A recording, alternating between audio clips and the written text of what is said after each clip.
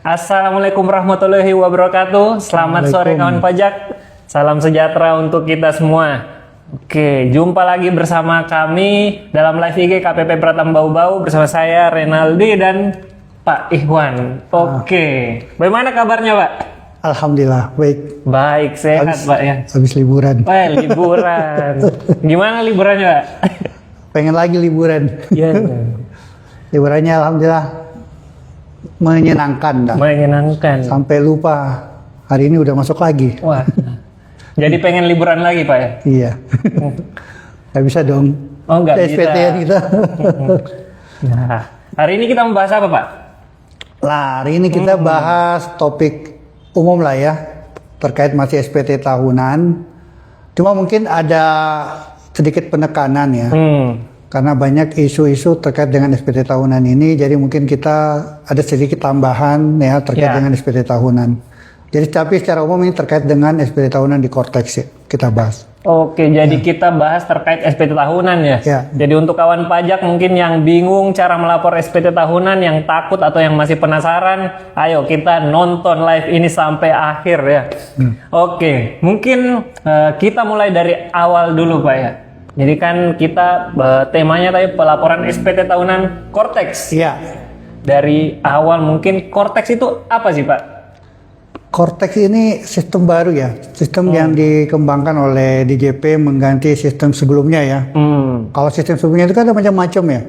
Iya. Kalau kawan pajak tahun lalu itu masih melapor pakai DJP online. Iya. DJP online, terus di DJP online itu masih ada jenis-jenis SPT untuk orang pribadi. Jadi kita fokus bicara pribadi dulu ya.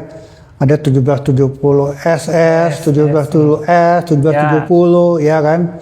Nah kemudian ada sistem e-form ya. Iya Pak. Nah sistem itu semua mulai tahun pajak 2025 diganti dengan Kortex. Oh Kortex semua. Kortex. Nah harusnya Kortex ini lebih memudahkan ya, lebih memudahkan kawan pajak dalam pemenuhan kewajiban perpajakannya. Dalam hal ini memudahkan pelaporan SPT tahunan ya. Kenapa? Karena di Kortex ini data-data bukti potong itu terintegrasi dengan catatan ya. Pemberi kerjanya itu membuat bukti potong di Kortex, bukan di sistem yang lain. Ya. Jadi kawan pajak perlu pahami ya. Karena kami menemukan masih banyak atau masih terdapat ya pemberi kerja itu susah move on dari 1721 A2, A1, 1721 A1 dan A2. Padahal itu kita sudah tinggalkan. Di Kortex itu hanya ada BPA1 dan BPA2. Jadi kalau bikinnya 1721 A1 dan 2 itu nggak mungkin sinkron di Kortex ya. Jadi kalau masih ada kawan pajak ya khususnya pemberi kerja yang membuat bukti potong atau membuat bukti potong 1721 A1 dan A2 itu tidak bisa dipakai untuk lapor di Kortex. Jadi itu otomatis akan batal. Silahkan buat bukti potongnya di Kortex ya. Bukti potong BPA1 A2 nya di Kortex. Kalau nggak ngerti silahkan ke kantor, nanti kita bantu. Ya, gitu Mas Rey. Baik Pak, jadi Kortex ini mengintegrasikan ya seluruh data dari bukti potong bendahara langsung masuk masuk ke akun pemilik Kortexnya ya. Jadi wajib pajak tidak perlu bawa 1721 A1 A2 lagi. Nggak perlu. Ya. Jadi hal yang sangat memudahkan. Sebenarnya kalau kawan pajak ini mau melihat petunjuk-petunjuk di sosial media, saya yakin, sangat yakin, hakul yakin, ya, itu kawan pajak nggak perlu kantor pajak, ya, cukup nongkrong di depan di kantornya, di depan laptop, lihat step by step, itu bisa yakin saya melapor, karena nggak perlu ada yang diinput. Semuanya akan muncul otomatis seperti itu. Oke, baik Pak. Kayaknya sudah cukup jelas terkait Kortex ini. Jelas. Ya. Intinya Kortex memudahkan Pak ya? Intinya Kortex memudahkan ya. Oke. Cuma ada sedikit error sedikit. Oh aduh, sedikit. Ya, biasa ada karena diakses oleh banyak orang satu yang bersamaan kan, dia kadang agak melambat ya. Tapi so far sudah banyak yang lapor. Hari ini kita nggak ada merasa lambat ya. Padahal kantor rame banget ya kan. Saya di Helbes saja hampir 30 antrian kan. Nah ini juga sedikit tambahan kawan pajak. Kami perhatikan kawan pajak itu yang melapor SPT badan itu banyak hari ini. Karena mengira besok itu batas akhirnya. Jadi kawan pajak bukannya kami melarang untuk melapor besok, tapi besok itu kalau bisa kita dahulukan kawan pajak yang kategori PPHOP untuk melapor. Kawan pajak yang untuk kategori PPH badan itu bisa melapor nanti di April, tanggal 1 April, 2 April dan seterusnya ya. Karena masih panjang waktunya ya. Jadi ini ingat ya, bukan dilarang lapor. Besok kalau aduh Pak saya besok mau lapor PPH badan nggak boleh lagi, nggak. Ya udah silahkan, nggak ada masalah. Didahulukan yang orang pribadi. Nah, ini kita kemungkinan besok itu loadnya orang yang lapor OP itu banyak. Jadi kalau bisa kita fokus ke pelaporan di OP-nya gitu. Pak. Kemudian apakah semua orang ini wajib lapor SPT, Pak? Ya, setiap yang punya NPWP atau NIK-nya sudah terregistrasi, secara default itu wajib lapor. Ya. Namun ya bagi yang statusnya non aktif itu nggak wajib lapor. Ya, jadi pastikan lagi kawan pajak lihat di menu profilnya statusnya, kalau aktif nggak wajib lapor. Oke, Pak. Tadi ada sampai datang nanya, Pak ini saya tahun lalu nggak perlu lapor. Saya cek profilnya statusnya non aktif. Emang sekarang juga nggak wajib lapor. Jadi nggak perlu lapor, Pak. Nggak perlu lapor ya. Kalau statusnya non aktif itu nggak perlu lapor ya. Oke, baik itu, Pak. Kemudian tadi Bapak bilang batas akhirnya untuk SPT orang pribadi sampai 31 Maret. 31 Maret 2026 untuk tahun pajak 2025. Ya. Tapi di berita ini banyak yang mengatakan sampai 30 April, Pak. 30 April itu PPH badan. PPH badan. Ya. Katanya diperpanjang, benar nggak, Pak? Ini mungkin yang dimaksud OP-nya diperpanjang ya? Iya, sampai 30 April. Jadi gini, perlu kami jelaskan. Jadi memang ada terbit Cap Dirjen ya? Cap Dirjen. Cap Dirjen atau Perdirjen ya? Taruh saya cek dulu, biar nggak salah kawan pajaknya. Ya. Ada aturan Pak ya, diterbitkan. Jadi ada Cap Dirjen nomor 55 tahun 2026 tentang kebijakan sehubungan dengan implementasi sistem inti administrasi perpajakan dalam rangka penyampaian SPT tahunan PPH pribadi tahun 2025. Jadi Cap Dirjen ini mengatur tentang di satunya itu tentang pemberian penghapusan sanksi administratif. Jadi tidak ada kaitannya dengan batas waktu pelaporan. Jadi batas waktu pelaporan tetap 31 Maret. Tetap 31 Maret. Iya. Cuman kalau lapor 1 April, aturan sebelumnya itu kan menyatakan di pasal 7 kalau lewat itu kena denda 100.000. Nah, diterbitkanlah Cap Dirjen ini. Nanti kalau lewat tidak dikenakan sanksi. Jadi kalau dibilang batas akhir pelaporan sampai 30 April keliru ya Pak. Keliru. Tidak tepat. Tetap 31 Maret ya. Tapi kalau lewat tidak dikenakan denda.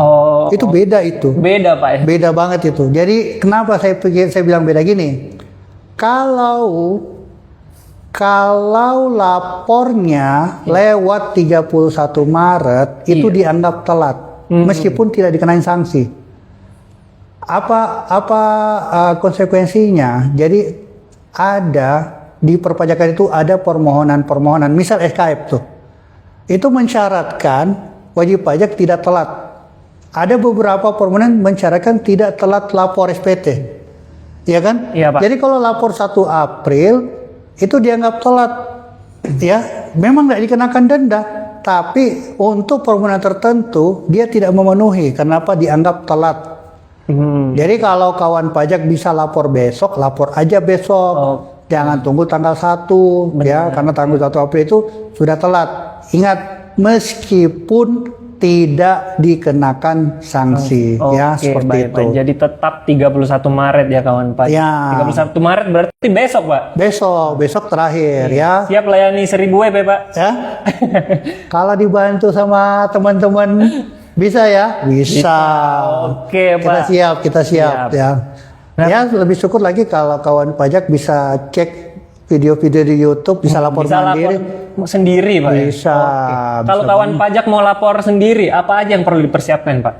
Akunnya aja. Akun. Pastikan kawan pajak itu bisa mengakses Cortex. Jadi pastikan nicknya sudah terregistrasi, pastikan akunnya sudah diaktifasi. Nah itu beda itu ya. Nah pastikan kalau sudah aktifasi harusnya email dan HP-nya itu sudah sesuai. Oh iya. Ya kalau sudah aktifasi akun. Jadi kalau sudah bisa login Cortex itu sangat mudah. Saya hitung bisa hanya butuh waktu 2-3 menit. Kalau yang betul-betul penghasilannya hanya dari satu pemberi kerja. Ya. Cuma jadi 1 menit? Ya, speed saya itu 2-3 menit terlapor ya, gitu. Jadi kawan pajak saya yakin bisa ya. Tapi ingat, tetap butuh jaringan yang stabil. Bukan jaringan yang kencang. Yang stabil? Yang stabil, ya, stabil. Gitu. Mau kencang tapi turun, hilang. Terus jadi kita butuh stabil. Butuh aktivasi akun tadi? Iya, cuma bisa akses Cortex. Karena datanya terintegrasi. Ya, mungkin ada tambahan kalau kawan pajak mungkin pada saat mengisi data harta dan utang. Oh iya. Ya kan? Gimana tuh, Pak? Otomatis kalau ngisi data setara kas, di situ ada tabungan. Otomatis butuh data tabungannya, nomor rekening dan saldonya, ya kan? Misal ngisi data tanah. Iya. Berarti butuh nomor sertifikatnya, nilai perolehannya. Kemudian ada namanya nilai saat ini. Itu silakan diperkirakan aja kawan pajak. Harga saat gimana ini? Cara perkiraannya? Ya misal di sekitar kawan pajak itu ada yang rumahnya sudah laku. Ya dikira-kira aja. Ya. Estimasi aja. Kayak misal di kompleks saya nih. Ternyata tetangga depan saya tahu-tahu jual rumahnya 1 M laku. Ya udah nggak jauh-jauh lah rumah saya segitu gitu kan. Iya. Nah. Kalau misal juga data kendaraan, itu silakan disiapkan STNK-nya, BPKB-nya, ya, seperti itu, ya. Jadi itu fleksibel. Sebenarnya lebih memudahkan kawan pajak karena apa? Di situ tuh jelas kapan diperolehnya, berapa nilai perolehannya, ya. Mungkin memang yang agak membuat bingung itu nilai perkiraan nilai saat ini. Misal kalau punya kawan pajak punya Mas Antam ya. Iya, Pak. Ya. Tinggal Google harga emas per 31 Desember akan muncul. Sekali aja langsung mudah seperti itu. Baik. Ya saya kebetulan ngisi juga ya. Wih. Ada berapa kilo? Kilo. Gram ngomongnya. Ya, seperti Oke, jadi ada aktivasi akun, kemudian daftar harta juga. Iya, seperti itu. Tadi kalau 1721 A1 A2 nggak perlu lagi, Pak? Nggak perlu lagi. Nggak perlu. Kita nggak pakai lagi 1721 A1 dan A2 itu. Sama tinggal 1721 A1. Selamat tinggal. 1721 A1 dan A2 itu. Kalau Evin? Ya? Evin masih butuh tidak, Pak? Nggak butuh lagi Evin. Nggak butuh lagi Evin. Nggak butuh lagi Evin. Jadi lebih ringkas lah. Saya juga lihat di sosial media rata-rata teman-teman kawan pajak di sosial media itu mengakui bahwa Cortex ini lebih mudah. Oh iya, Pak. Ya, cuma memang yang error-errornya itu yang bikin ini awal-awal ya. Tapi sekarang semakin hari semakin bagus gitu. Oke, baik Pak. Ada juga yang bertanya, Pak, sudah ngisi sendiri nih, sudah berhasil masuk login ngisi SPT. Hasilnya jadi kurang bayar. Kurang bayar. Iya. Kenapa tuh, Pak? Jadi ini ada beberapa faktor ya. Pertama, pastikan PTKP-nya itu sama. PTKP-nya. Jadi dari bukti potong BPA 1-nya atau A2-nya, kalau bukti potongnya K2 ya, di SPT-nya input K2.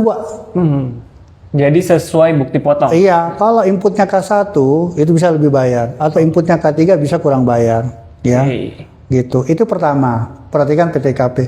Kedua, kalau kurang bayar, kemungkinan kedua kawan pajak tanpa disadari, ini salah sekali lagi ini efek cortex ya, cortex effect gitu ya. Cortex effect Itu secara kawan pajak tidak sadari, bukti potong mungkin kawan pajak ada kegiatan lain, penghasilan lain, misal jadi Shopee affiliate, misal dari narasumber ya. Nah, kalau pemberi penghasilannya itu membuat bukti potong, itu otomatis akan masuk ke akun kotek kawan pajak. Otomatis akan menambah penghasilan. Ya kan? Iya. Jadi misal kawan pajak, saya kasih ilustrasi gini. Kawan pajak itu penghasilannya itu di tarif 5%. Iya. Nah, pada saat dilakukan potongannya itu hanya 2,5%. Jadi kalau digabung penghasilannya, otomatis ada selisih 2,5% kurang bayar. Bisa jadi kurang bayar. Iya, jadi kalau misal ada penghasilan tambahan 100.000, dipotongnya cuma 2.500. Itu saya yakin nanti kalau setelah digabung dengan penghasilannya dengan rate 5%, itu akan ada kurang bayar 2.500. Seperti itu. Jadi lumrah ya. Jadi itu perlu dibayar? Harus dibayar. Dan di Kortek ini kalau terdapat kurang bayar itu tidak akan bisa terlapor sebelum kurang bayarnya itu dibayar. Gitu. Oke, baik. Jadi setelah dibayarkan SPT-nya otomatis akan terlapor. Oke, baik, konsepnya. Pak. Tadi kurang bayar, Pak, ya. Kemudian ada juga yang mengisi SPT hasilnya jadi lebih bayar, Pak. Lebih bayar. Sama, tidak jauh beda tadi cara dengan kurang bayar. Kalau lebih bayar itu pertama kemungkinan juga masalah PTKP. Nah, yang kedua perhatikan, tolong kawan pajak perhatikan. Kadang di L1 di lampiran 1, L1 itu lampiran 1, itu kan ada 5 ya kan? Ada 5 A, B, C, D, E. Nah, bagian D itu bagian penghasilannya. Bagian E itu bagian kredit pajaknya. Iya. Nah, kawan pajak tolong perhatikan. Kadang penghasilannya itu kredit pajaknya masuk di E, tapi kawan pajak tidak memperhatikan bahwa penghasilannya tidak masuk di bagian D-nya. Oh iya. Gitu. Jadi kredit pajaknya diperhitungkan, tapi penghasilannya tidak diperhitungkan. Ya, ini salah satu penyebab SPT-nya bisa menjadi lebih bayar ya. Dan ada faktor lain lagi, misal memang penghasilannya masih di bawah PTKP. Oh iya. Jadi kawan pajak nggak ada masalah, laporkan aja memang kalau memang ada potongan pajak kemudian penghasilannya di bawah PTKP secara total, itu memang lumrah menjadi lebih bayar. Jadi prosedurnya nanti kalau kawan pajak mendapatkan hal seperti itu lebih bayar, iya, Pak. Itu nggak usah ragu. Ya, nanti kita akan ada proses pengembaliannya ya, seperti itu. Baik, Pak. Jadi kalau kawan pajak ngisi SPT hasilnya kurang bayar itu perlu dibayarkan, Pak. Ya. Terus kalau lebih bayar ya jangan takut ya. Ya. Submit aja. Submit aja sepanjang yang tadi saya sampaikan ya. Sepanjang kawan pajak pertama penghasilannya di bawah PTKP, kemudian memang penghasilan dari bukti potong sudah dimasukkan seluruhnya ya. Nah, itu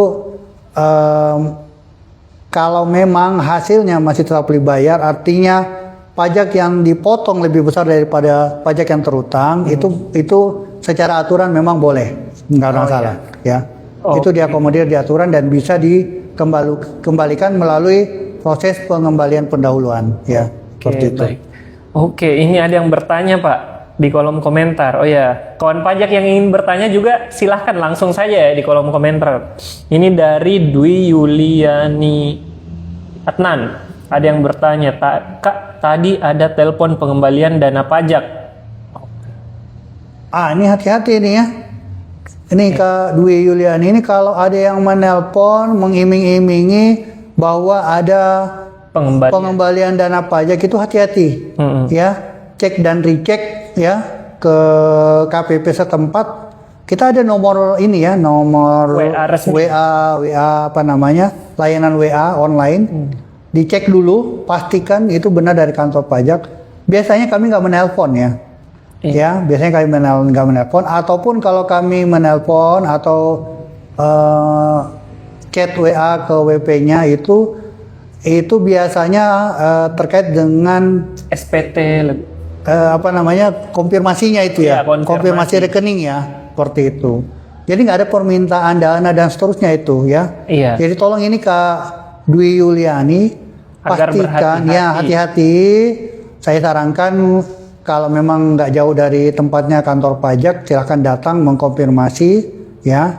Atau di sosmed ini ada nomor layanan WA kami ya.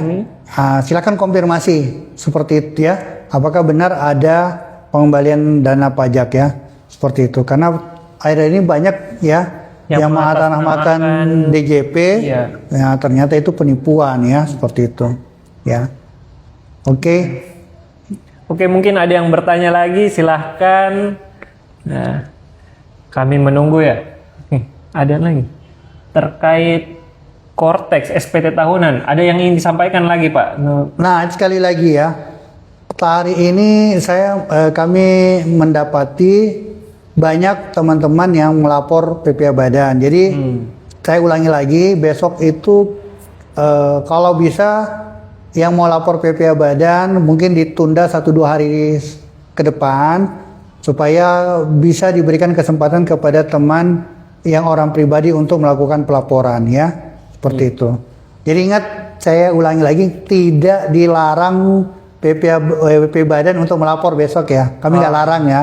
Tapi kalau bisa ditunda 1-2 hari karena batas waktu pelaporannya Badan kan masih lama nih, 30 April kan. Nah, kita kasih kesempatan teman yang WPOP untuk melakukan pelaporan. Karena tadi saya masih menerima bendahara atau pemberi kerja yang baru menerbitkan bukti potong. Ya.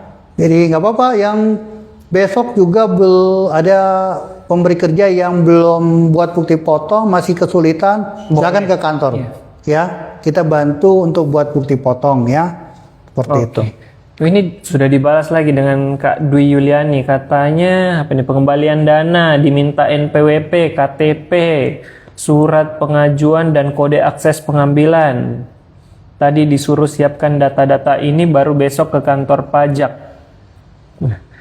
Oke, silakan ke KPP Bau-Bau ya, kantor. Tapi kode akses pengambilan ini kayaknya kita tidak pernah minta kode-kode gitu Pak ya. Kode akses. Saya sarankan ke kantor pajak ya. Disuruh download aplikasi. Oh, sudah jelas ini penipuan kalau download aplikasi. Jangan. Jadi sudah jelas. Kak Dwi Yuliani jangan diunduh, di-download itu aplikasinya ya. Jadi ada case, begitu dia unduh, ternyata di situ ada datanya apa istilahnya? Direkam, dicuri gitu. Ya, betul. Phishing ya. Ya, dia phishing. Jadi password internet bankingnya itu ketahuan semua. Jadi jangan diunduh ya. Jangan diunduh Kak Dwi ya.